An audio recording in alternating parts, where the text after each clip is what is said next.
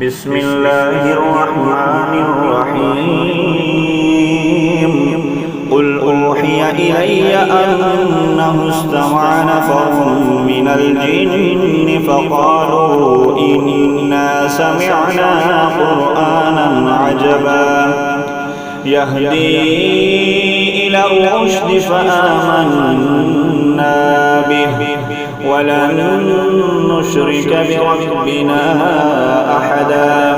وأنه تعالى جد ربنا ما اتخذ صاحبة ولا ولدا وأنه كان يقول سفيهنا على الله شططا وأنا ظننا أن لن تقول الإنس والجن على الله كذبا وأنه كان رجال من الإنس يعوذون برجال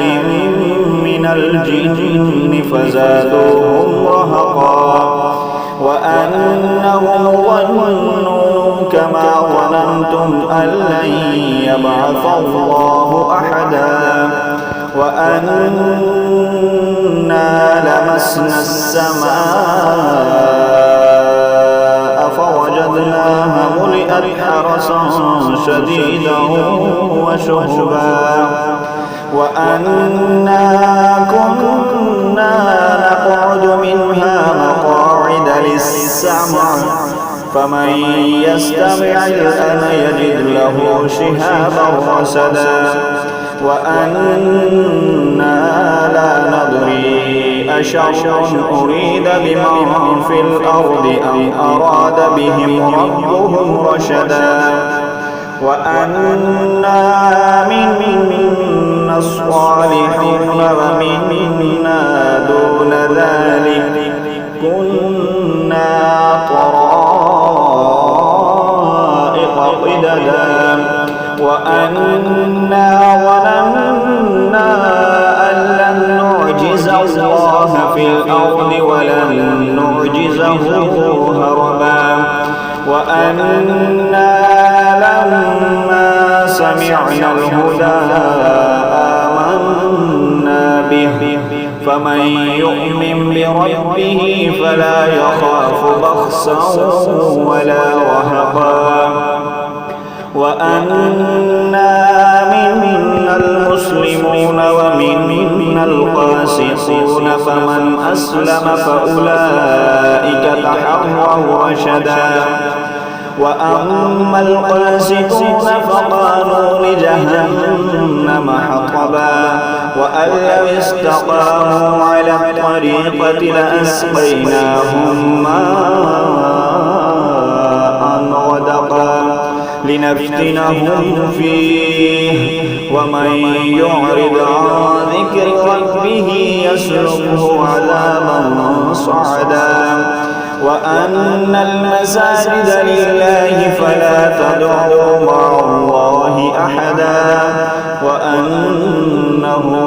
لما قام عبد الله يدعوه كادوا يكونون عليه لبدا قل إنما أدعو ربي ولا أشرك به أحدا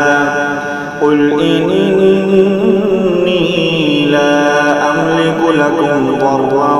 ولا رشدا قل إني لن يجيرني من الله أحد ولن أجد من دونه ملتحدا إلا بلاغا من الله ورسالاته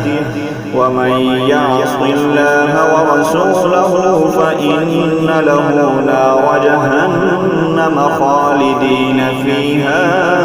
أبدا حتى